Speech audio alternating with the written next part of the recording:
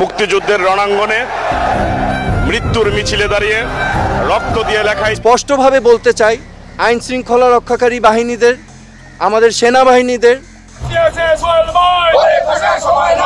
আওয়ামী লীগ সহজে মুছে যাওয়ার দল নয়। আওয়ামী লীগ বীরের বেশে আবারও মাঠে নামবে।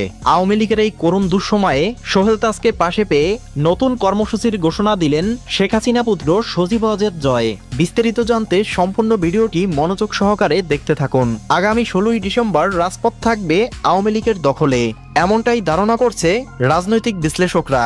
এ বিষয়ে আওয়ামী লীগ তাদের তরফ থেকে কোনো ধরনের বার্তা দেয়নি তাদের নেতাকর্মীদের। তবে অনেকে ধারণা করছে যে কোনো সময় রাজপথে নামবে আওয়ামী লীগ। এদিকে আওয়ামী লীগের এমন দুঃসময়ে দলের পাশে থাকার আহ্বান জানিয়েছেন বাংলাদেশের প্রথম প্রধানমন্ত্রী তাজউদ্দিন আহমেদের পুত্র সোহেল তাজ। বাংলাদেশের মানুষের গণতান্ত্রিক অধিকার আদায়ের লক্ষ্যে তাগিদ থেকেই আজকে এসেছি। আমি মনে প্রাণে বিশ্বাস করি আমাদের মুক্তিযুদ্ধ হচ্ছে আমাদের প্রাণ।